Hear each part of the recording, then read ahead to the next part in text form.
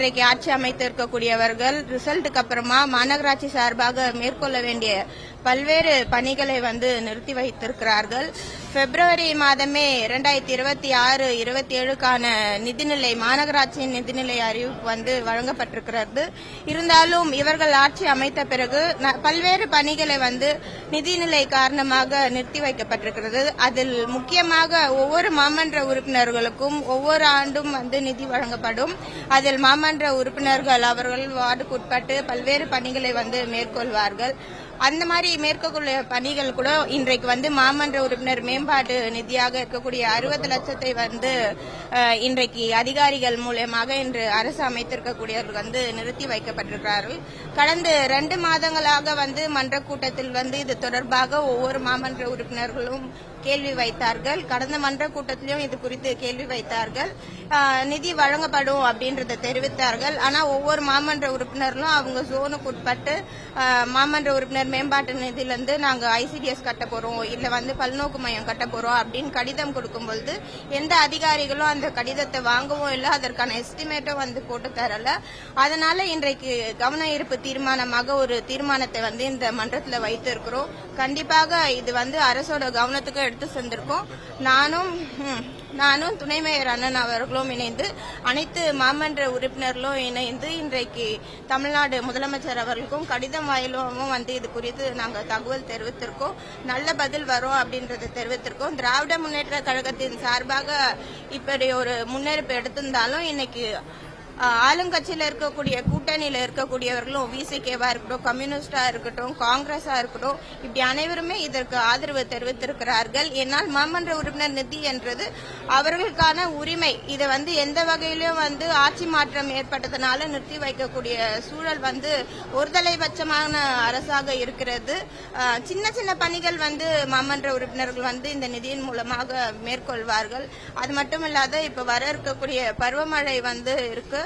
El Niño இந்த climatic change அப்படின்னா என்னன்றது இன்றைக்கும் பொதுமக்களுக்கு நிறைய பேருக்கு விழிப்புணர்வு இல்லை. இது குறித்து இதுவரைக்கும் எந்த ஒரு ட்ரைனிங் ப்ரோக்ராமோ எந்த ஒரு முன்னெச்சரிக்கையோ எந்த ஒரு இனிஷியேட்டிவோ அரசு சார்பாக மேற்கொள்ளவில்லை.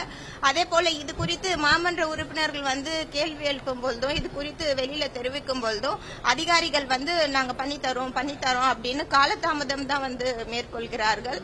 எங்களுடைய திராவிட மாடல் தலைவர் முத்துவேல் கருணாநிதி ஸ்டாலின் அவர்களால் கடந்த 4 ஆண்டுகள் எந்த ஒரு பாரபட்சமின்றி இந்த பெருநகர சென்னை மாநகராட்சி மன்ற கூட்டம் நடைபெற்றது. இன்றைக்கு கூட பிஜேபியை சார்ந்த மதிப்புக்குரிய உமா ஆனந்த் மாமன்ற உறுப்பினர் திராவிட முன்னேற்ற கழகத்தையும் நம்முடைய கழக தலைவர் அவரை பற்றியும் பெருமையாக பேசினார்கள். எல்லோருக்கும் எல்லாம் என்ற ஆட்சியை தான் முத்துவேல் கருணாநிதி ஸ்டாலின் எங்களுடைய கழக தலைவர் அவர்கள் வழிநடத்தி வந்தார். ஆனால் இன்றைக்கு ஆட்சி அமைத்திருக்கக்கூடியவர்கள் ஒருதலைபட்சமான ஆட்சியை தான் நடத்தி வருகிறார்கள் என்று தெரிவித்துள்ளேன்.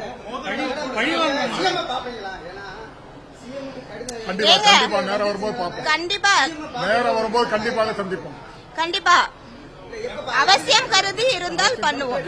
நாங்க மாமன்ற உறுப்பினரோட நிதி இது நாங்களும் மக்களால் தேர்ந்தெடுக்கப்பட்ட பிரதிநிதிகள்.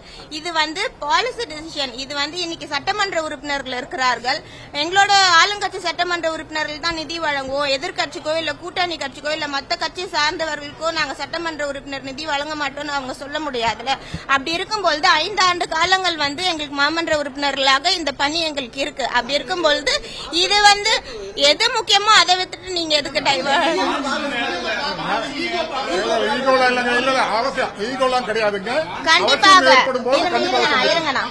கண்டிப்பாக மான்சூன் ஒரு நிமிஷம் பதில் சொல்ல விடுங்க.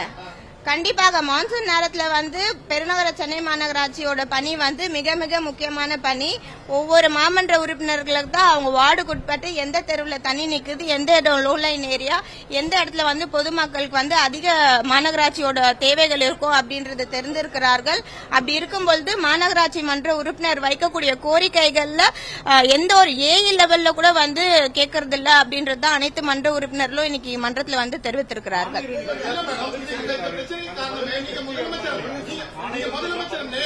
இல்ல ஆணையர் அவரோட இல்ல முதலமைச்சர் அவர்களுக்கும் அவரோட கவனத்துக்கும் நாங்க எடுத்து சென்றிருக்கோம். இன்னும் எங்களுக்கு அதுல பதில் வரவில்லை. கண்டிப்பா அவசியம் தேவை இருந்தால் பார்ப்போம்.